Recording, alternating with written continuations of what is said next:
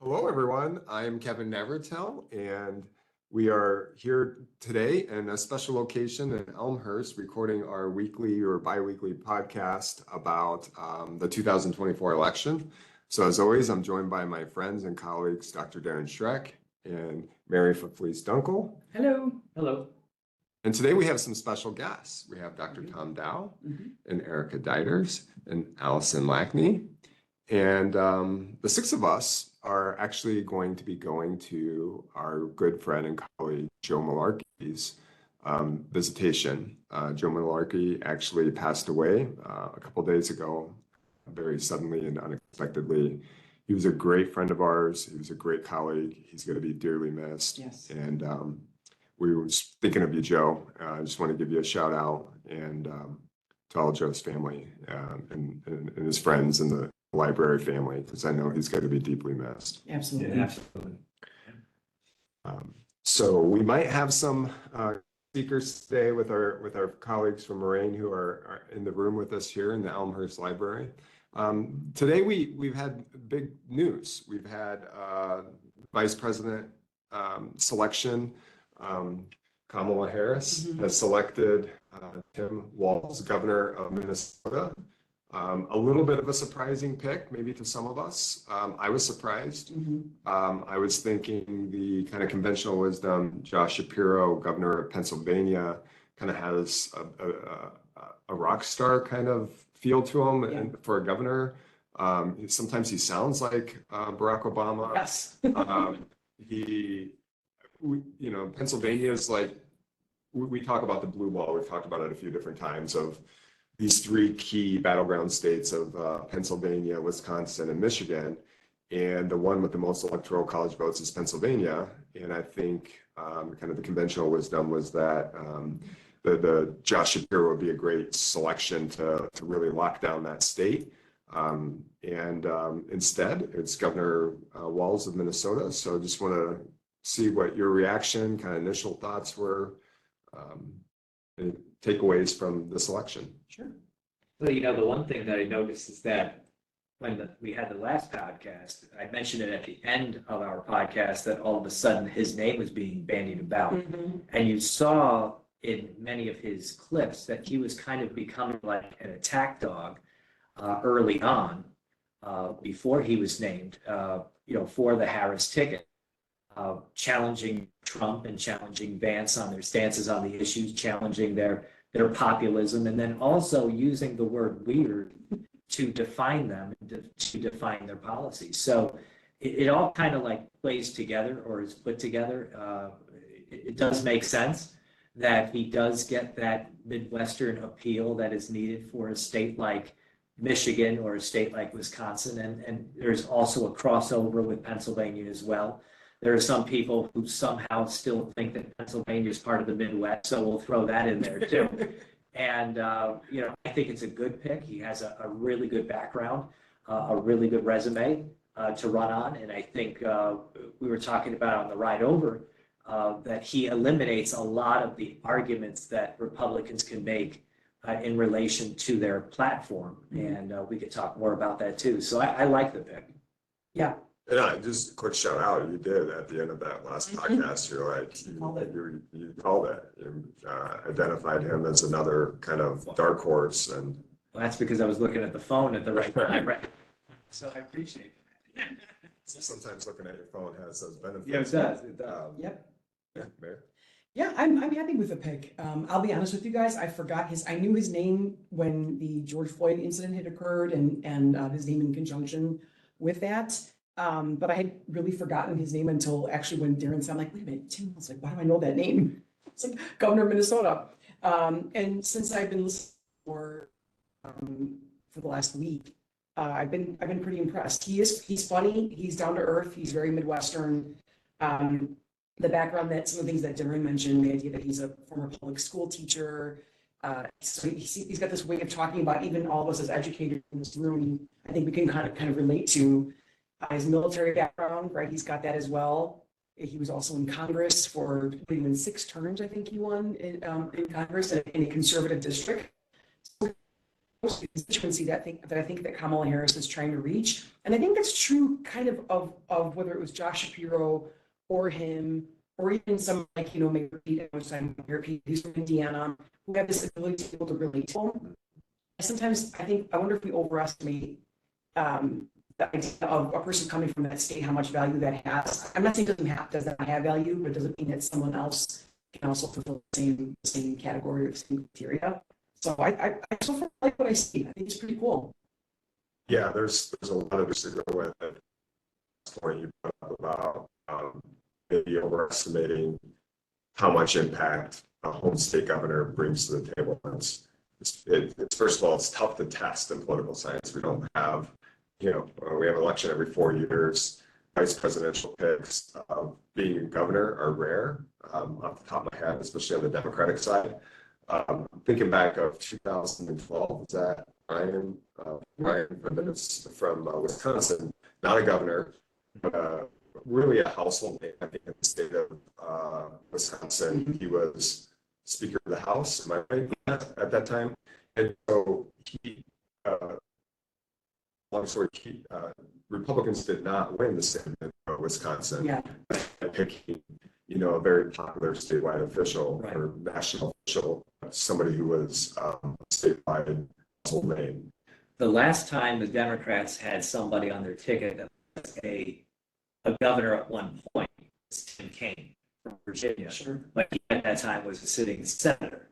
So then right before we started, I looked it up, and I hope I got this right. You have to go all the way back to 1924 to when they had somebody who was the last sitting governor on the ticket.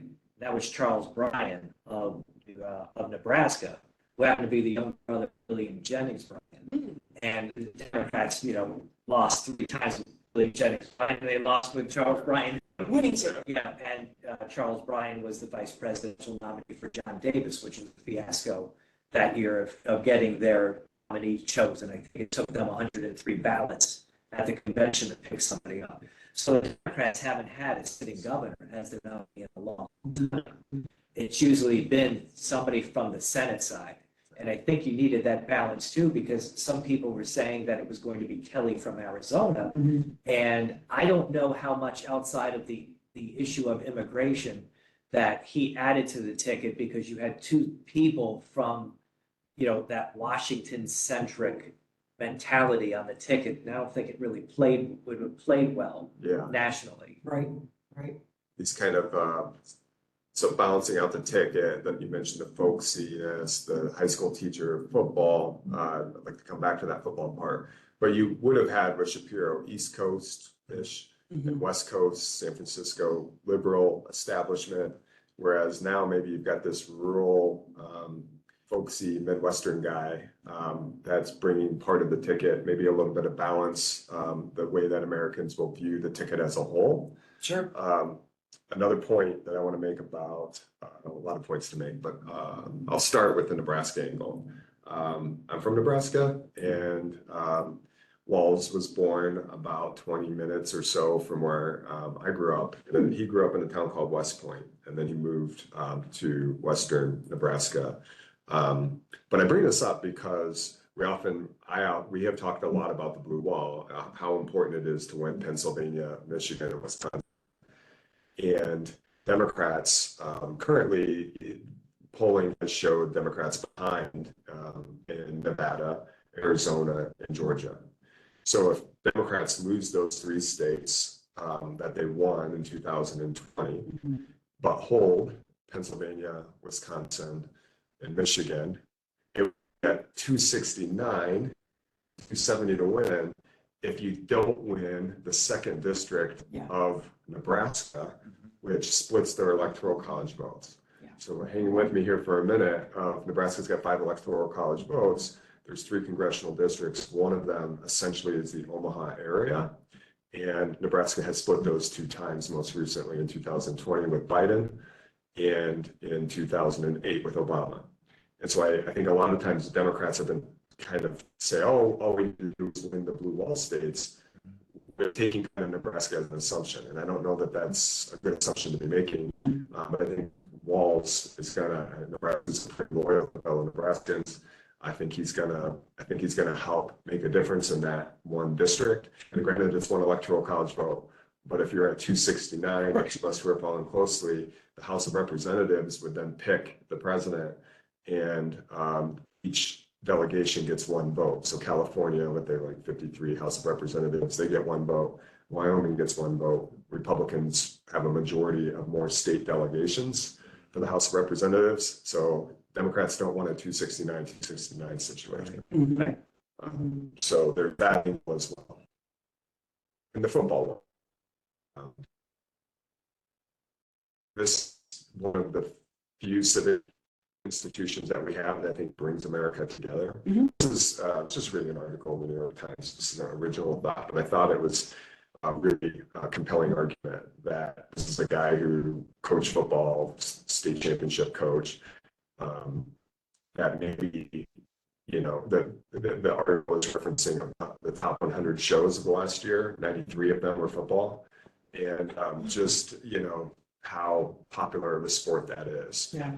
And, you know, not that he's going to be talking football plays and that kind of thing, but I think he might resonate and connect with Americans maybe at a different level than the traditional senator and some of the Washington establishment types. And maybe just a final point, maybe the contrast that he might bring to the vice presidential debates with J.D. Vance, who's also from rural area, kind of has that similar upbringing, if you will, both being from rural areas where they both say they have hillbillies that they grew up with or in their family.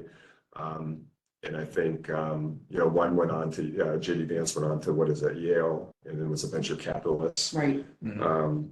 And the other, you know, went to Chadron State, if I'm not mistaken. And, you know, just kind of two different, similar backgrounds, but yet kind of different trajectories. And I think one might be more familiar with the, you know, for somebody who grew up in Nebraska and those rural areas fairly well for half my life. I think one might be the more authentic version of that kind of persona. Right, and he brings that legislative experience too. So he's got these connections in the House, and you know, that he's made over the years. And he's seen as right now he's the head of the Governors Association, so he also has the connection. And he was talking on Ezra Klein recently. I was listening to it just about how well governors tend to get along. It's one of the areas that seem to be still pretty bipartisan that we don't hear about a lot. And so I think that he, just because of the fact that he's also an affable person, I think could be an asset. Right, Kamala Harris was in the Senate she was still in her first term, wasn't she, when she was picked as Biden's VP? So, you know, this is like having that person who has those 6 terms in Congress, I think could be a pretty good benefit. And even after he was named as the nominee, Walz was defined as a San Francisco liberal by J.D. Vance, I believe, and which was interesting because when you read through Vance's biography, he was a venture capitalist in San Francisco for 3 years. And Walz had just visited San Francisco once on vacation. Yes. And I see that the Republicans are going to be using the 1988 playbook of defining the opponent as an out-of-touch liberal. And I don't know how far that's going to play these days. It's 2024, and I think people are beyond the Lee Atwater playbook of defining Michael Dukakis as out-of-touch when H.W. Bush was vice president, grew up in Northeast you know, in the Northeast, was out of touch, claimed that he was from Texas. He was not a Texan, and that his opponent Dukakis was the son of immigrants. So it's all about defining the candidate, and I think Harris and Walz have already said, you know, we're beyond that, and it's not going to work. And I think the voters are seeing that it's not going to work either. And the fact that I heard that she had to sleep, she slept on it last night, that she was pretty decided but wanted to sleep on it one more time, which I think hopefully says something about her judgment capabilities. And then, you know, I also had read that she wanted to have something that she really connected with. So I think that any one of the people that we were talking about before, I think could have served that purposes that the Democratic Party is looking for to balance that ticket. But I think that perhaps she just connected with him in a way that she did not expect. Which is, it's a good thing. You want to be comfortable with that person. That's the person that you're going to be meeting with, pretty often, right? Hopefully more than Franklin Roosevelt met with Harry Truman for a Truman became president. It was 9 times, a total of 9 times. Those two are probably going to be working quite closely with one another. Yeah, I think that I think that's spot on, Mary. I was reading about how maybe a couple of things that maybe Shapiro wasn't as comfortable leaving his position. The more he was interviewing, and that maybe he even felt that interview didn't go so well, but that chemistry wasn't quite so strong, at least the secondhand reports, and that some of his speeches that were supposed to be promoting, Harris, it was kind of turned into more promoting himself, in that, he is a rising star in the Democratic Party who has presidential aspirations himself. And one of the things that this pick with Walz does, based on kind of generalization of his age, let's say either Harris loses and this kind of team is a bust, neither one of them probably run again, or she wins and maybe wins again in 2028. At that point, Walz, I can't remember off the top of my head, he's approaching 70-ish at that point. Yeah. And so this kind of keeps this whole bench of Democratic presidential candidates with aspirations for president, whether it's Shapiro, Whitmer, Gavin Newsom, and Bashir and Pritzker, it keeps them all kind of at a level footing. Right. And so there's kind of that play. The other one that you brought up before, in almost every podcast, about the potential for Shapiro to splinter Democratic factions, in part because go ahead and do you want to just explain it a little bit? Okay, I was just trying to, it stands on Gaza, right? Yeah. Stands on Israel. Stands on, and so this kind of keeps the Democratic coalition a little bit more unified and doesn't kind of, I don't want to say reopen a wound, because I think it's still a simmering, it's still an ongoing awful situation. But in this way, there's more kind of cohesion, I think, between Harris and Walz on their foreign policy views. Right. Even though the truth of the matter is, and the 3 of us, actually all 6 of us here know this, that the vice president is going to be taking the stance of the president, right? They're not going to be having their own agenda, their own foreign policy, but I think it's just the idea of it, right? The idea of how his stance might differ from hers. That in you make waves if you don't need to, essentially. That's the way I would see it, at least. Try to bring those people back into the fold. Those people who are on the fence, and I know some of them. I'm just going to sit out, or, they're all the same kind of rhetoric. Maybe this is a person that might be more innocuous when it comes to that issue. We kept talking about Shapiro could really bring special advantage to Pennsylvania, but in doing so, it may have hurt Michigan. And of course, in part because we're talking about the approximately 200, maybe 300,000 people who live in Michigan who are either of Arab ethnicity or Muslim, and I have strong connections to not just the Middle East, but Palestine in particular. So there was that potential there for Shapiro to hurt potentially in Michigan. The other dynamics, I think we were talking about it maybe off air last week, one of our get-togethers was, and we were talking about this a little bit, about how, for some of the democracies, we talk about democracy being really important and that this election's about democracy, and that didn't really resonate with voters, but this weird thing does. Right. Like the fact that, and one of the things that Walz seems to be really adept at, of maybe talking in a way that resonates with people, and he's social media savvy. Ish.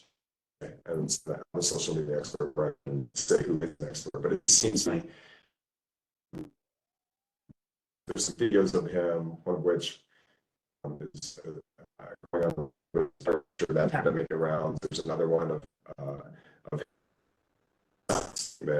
where signed the bill so to give free lunch to kids, and you should just Google that if you haven't. The image of a bunch of kids hugging him, and he's got this just very authentic smile. Right. And we're talking about how Mavis and Walz, they kind of they bring fun, and it has been very far from fun for quite some time. Both have this skill set of laughing and bringing kind of a joy to politics that's unique. Right, right. I'd agree with that. When I was saying in the car ride over here that I do have to point out that Seth Meyers has been saying on the Late Show for years about the weirdness of some of these policies that Walz is pointing out, but the fact that for some reason it has resonated. He talked about the fact that his own daughter got him, that she's on TikTok, and I think they kind of help him, which it's something that resonates with me too, because I'm so not, that his daughter has kind of helped him with TikTok videos and things like that, that he's not that savvy with stuff like that. Another thing I think it's also interesting to point out is the gravitas that he brings even to like the gun issue, for example. I'm not sure how much that's actually to sway a person one way or the other. But he talked about, I listened to on 2 different podcasts now talk about the way his viewpoint kind of evolved, that he's a person that grew up going to high school, having like a shotgun in his truck. And that's kind of what you did. You go out and you hunt afterwards. It was not considered to be a big deal to have your shotgun in the truck. And that's where it was. And you went right after school and you went and hunted. And he was saying that his views evolved after Parkland.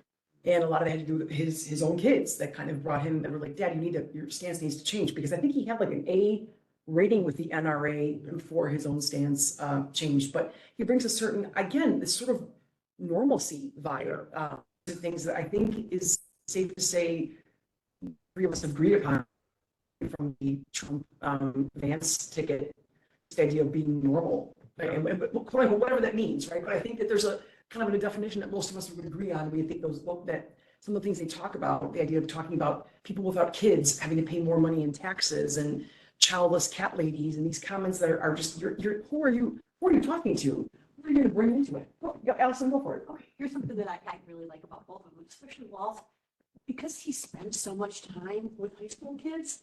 I think he knows how to identify and handle bullies. Yes, Right? that's a great point. There's a difference between being able to like identify and help kids that are struggling, and not just kids, but citizens. Yeah. And then like isolate the bully and know how to take them down. Like how you, of course, this whole Seth Meyers got the weird thing, but he was like, I know how to take down a bully with words and not.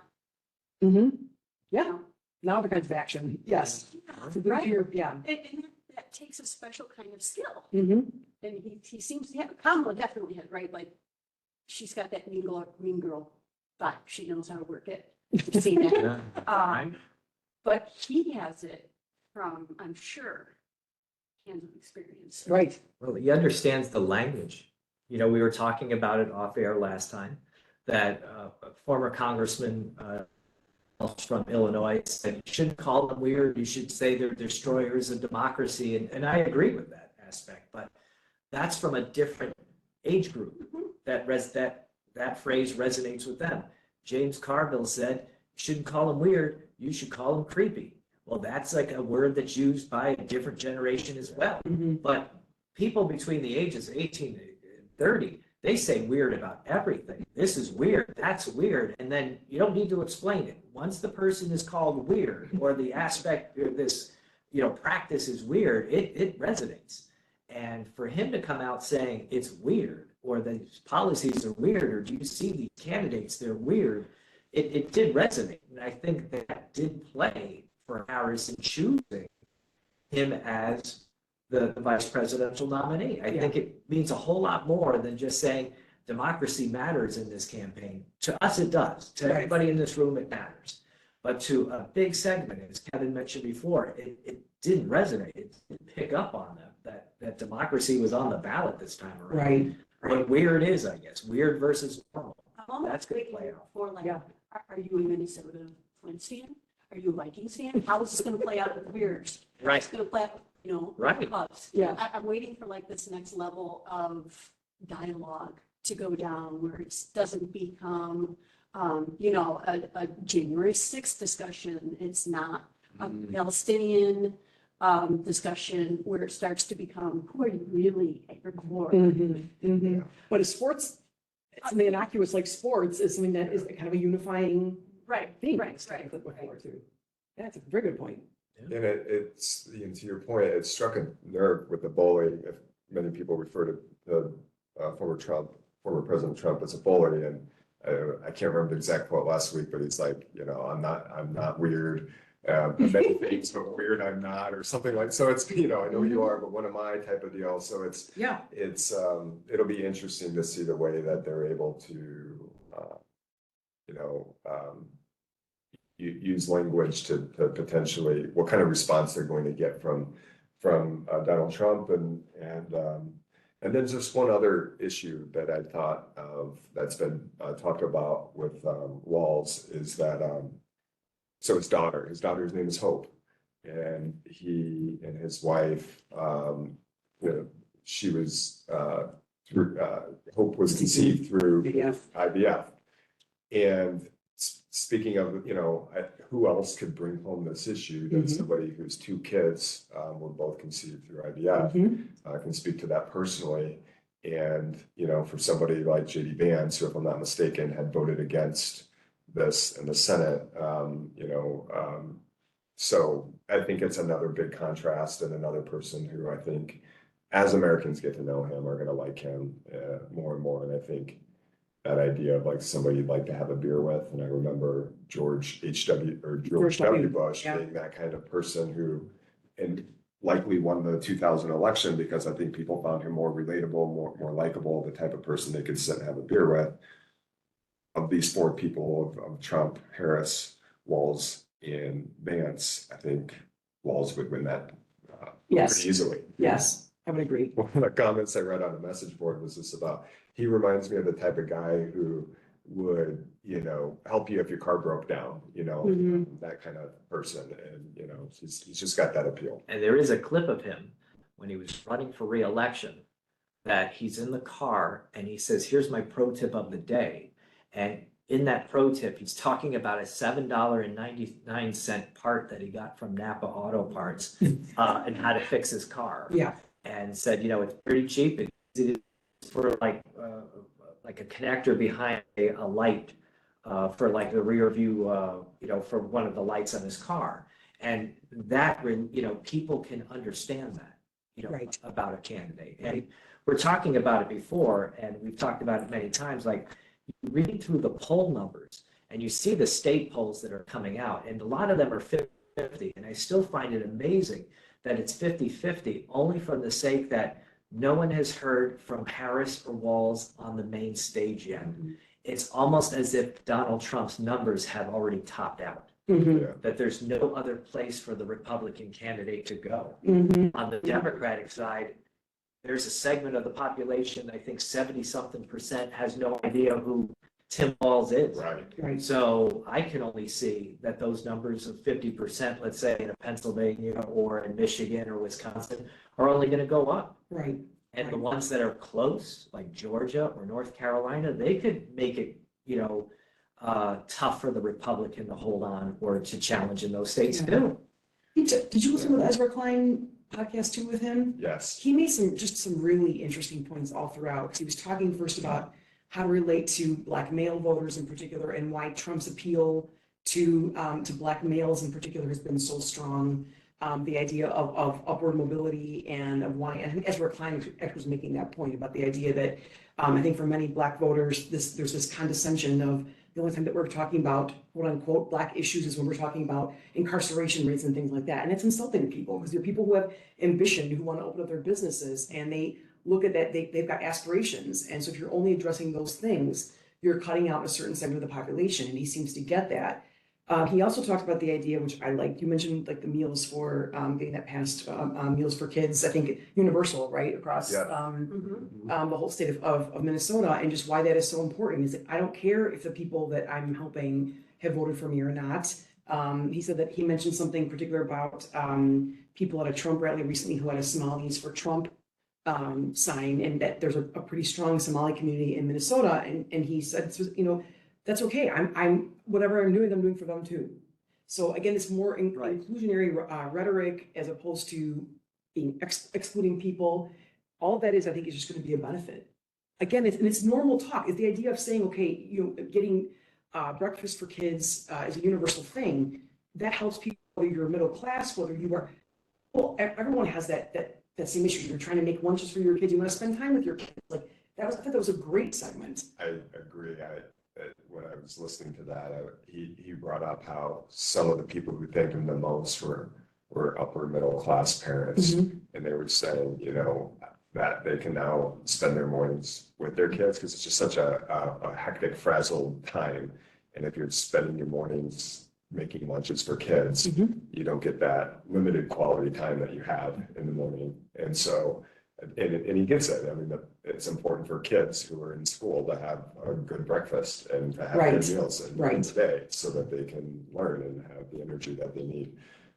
So yeah, I think that you're right too about how people are still learning about these two candidates with Harris and Walz. And so I think talked about before maybe how the ceiling and the floor for Trump were not that far apart. There's certainly a segment of Americans who are pretty locked in on Trump, but I don't know that he's got a really high ceiling. And I think with Harris and Walz, there is that potential. I was just looking at today, they've already got Act Blue, the website that collects all the donations to Democratic candidates, is up to $23 million at 3:00 in the afternoon. Just from today only? Just from today. So it's on track to be potentially their third or fourth highest day of donations since at least this year.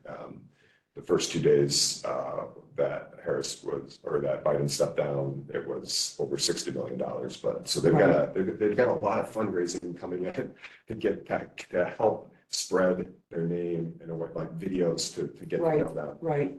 And we've talked about the fact that people, Democrats in particular, seem to love kind of the shiny new penny, right? They love something new. Democrats fall in love, right? Republicans fall in line. And this is, even though Tim Walz is somebody who is, 60 years old, he's new to the stage. So people are going to be attracted to the idea of somebody, different, and somebody, perhaps some people may find it exciting, some people may not, but the idea of somebody new, right? And also it's amazing to watch how the Democrats are very unified at this stage. They're always the party that has so many factions and so many, aspects that they have to they have so many groups that they have to cater to, and they have to get everybody on the same page, and they have a difficult time doing so. It's like I've always said, Republicans, right? Yeah. It's like Republicans, all they say is like, do you want your taxes lowered? And you say yes. And you say, well, we're the party for you. It doesn't matter who you are. I'm like, right, there you go. Yeah. So like with the Democrats, they're like, well, we have this group here and this group here and this group here and this group here. And we have to make a promise to each of them. And hopefully those groups never get together because they'll realize that we promise something different to every single group. So now you see with Harris being picked and that Walz being picked, everybody's kind of like, okay, now it's just time to get moving and get it going forward. Right. And to see that you have a political party like the Democratic Party willing to do that at this stage when they've never been able to get their act straight, it's pretty amazing to see that. It really is. I just noticed that both Alexandria Ocasio-Cortez and Senator Joe Manchin both are praising the pick of Walz, and that's pretty diverse in terms of the Democratic coalition, to your point, Darren. So a lot of this has been a love fest of Walz. There's maybe one a little bit of a concern that I've read, and I have a little bit for myself, for the Democrats to be thinking about. Sometimes I think they think if you just get the right candidate, that you can appeal to this rural voter in the Midwest. And even a lot of these states like Nebraska, Iowa, North Dakota, South Dakota had Democratic senators not that long ago. And, Montana, West Virginia still do. But I feel like there's a little bit of this unicorn chasing that they might. And so Walz is unique. So he's also very liberal on some issues. I don't know that he would be, I think progressives like him. So he is unique. He isn't that. He isn't like Joe Manchin or somebody where they're just trying, or like maybe even Bashir, where they're trying to they might upset the liberal part of their base to try to go after this rural voter. So I'm not saying that's exactly what they're doing, but Steve Kornacki from MSNBC had this clip this morning where he was showing how that Walz actually, as governor in some of these districts, was actually not doing as well as Joe Biden or Barack Obama did in some of these rural areas of Minnesota. And so if that's the case, if he's not really outperforming the party in certain parts of Minnesota. So, and I know this cuts both ways because he's also represented a very conservative district that Trump won by like 30-some% that he was able to win. But I still, the point that I'm trying to make, just be concise here, is I just don't know how much the rural voter that has been trending so far away from the Democrats, whether that can be recaptured or not. Despite having somebody who might say the right things, who might be very appealing in a lot of different ways. I don't know. And so I don't know if doubling down or trying to go use energy or focus is. It may not. I mean, it may not, but it might get those people, those independent voters that are crucial. Just again, for the fact that Suburban voters. right, right, that were crucial for Biden in 2020, and then it probably would be crucial for him too. And he's untested, right? He's never been on the national stage. One thing I think that we all forget is the idea that no matter what you do, does it ever actually prepare you for what a presidential election is like? I don't think any governor's race or any senatorial race or any congressional race can ever prepare you for just that absolute onslaught that is a presidential election. So I think there's something to be said there, right? That's going to be a test for him, but he doesn't seem like the kind of person that's going to scare easily. Yeah. So again, that might be just a negligible point. We'll see. I have my phone ready. So in 2018, Walz defeated the Republican 54-42. And in 2022, he defeated the Republican 52-45. And when you look at the congressional districts, or you look at where most of his votes came from, most of his votes come from the Minneapolis-St. Paul area. Sure. Yes. Rest of it, I'll just show you, it's not on camera, but you look at this, Right. for example. The rest of the state's pretty The red. rest of the state is pretty red. So, and this is from 2022. If you go back to the 2018 election, it's really not that different. Yeah. Sure. Still just as red more, for the yeah. most part, but a few more, Democratic blue. So he lost support in some counties between 2018 and 2022. So, that's also what the Democrats sometimes depend on, is that they win states because they win the urban areas. Right. Yeah. Right. And they have to somehow control the margins of the rural areas to help them get elected, and see how that plays out. So I know it sounded like a love fest, but there is a reality to it as well. Sure. I mean, if you look at California, Harris will win San Francisco and Los Angeles and San Diego perhaps, and San Jose and everything on the coast. But if you look at the rest of the state, the rest of the state is red. Right. So, if you're going to rely on the urban areas to win, you're going to be in trouble too. Yeah. No, I think to your point, though, Mary, winning the suburbs and the collar counties, if you will, are something that maybe Walz can help do as well. So it's not just a one-trick pony, so to speak. Another dynamic, and we're kind of getting low on time here, but this trend with demographics, if you look at, males in particular slipping away from the Democratic Party, but young males are disproportionately slipping away from the Democratic Party, and then divorced male. So, and so sometimes there's nicknames and the bro culture and so forth, and some of the Joe Rogans and we got a sociologist in the house here, so maybe this could be a topic of another day. But I also wonder, Walz is maybe, and this doesn't mean anything negative towards Shapiro, but maybe a way of showing what manhood means in 2024 and maybe trying to stem some of those losses. I'm not saying it just because he's a football coach, but I think the way that he's presented himself as a dad, the way that he's conducted himself, I don't know, just food for thought. That. And we're talking about elections in 2020, that was 43,000 votes in 3 states. Yes. So every single vote matters. And, you know, if you could stem your losses a little bit amongst males, amongst the rural voters, do a little bit better in the suburbs, it's a coin toss for us to a presidential election. It's still gonna be a coin toss. Yeah. Even with all of this. I think it's still getting those people that we talked about before, though, those people that are the ones that are looking for another person, who are seeking somebody else, who don't necessarily want to vote for Trump, who want, they want a different voice. And so I think that he kind of provides you that possibility. I mean, obviously, we're prognosticating here. We'll have to wait and see what happens in November, or months after, right, before we actually get all the data to come out. But I think if he's got as good a shot as anybody else does to do that.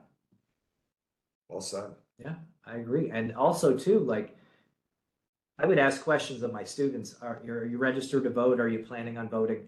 And this is pre-Biden dropping out. No, I'm not registered. And yes, I'm registered, but I don't see the purpose in voting. I'm not going to vote for have a choice between 2 elderly candidates, or I don't trust either one. And so I'm just going to sit it out because I don't see the purpose in it. It'd be interesting to ask those same students now if their minds have changed since, you know, Harris has entered the race and Biden has dropped out. It'd be interesting to see if those people are now going to register, or are those people who are registered and planned on not voting are actually going to show up on election day. Right, Yeah. right. See, that's an unknown too. Yes. And we're There are a lot starting of to see some unknowns. signs of that. Unknowns. Unknown knows. But there has been some, you know, surveys that have reached some of those people, and there's been some interviews. I'm trying to think of the run up, I think, is the podcast through the New York Times, where they followed up with people who said they weren't going to vote. And you are seeing some of those signs of people who are now saying that they're going to vote. Okay. See, Well, yeah, so we're kind of at our limit here with time, but a great conversation again. Yes. And I think we're going to keep this going every couple weeks or so. yeah. Yeah, sounds It's great. nice to have an audience Yeah, today, it's too. great. Yeah, we had an audience. Oh, Thank you. Thank you. Thank you. Thank Joining you. us and adding some insight, and we'll see you again next time. Take care.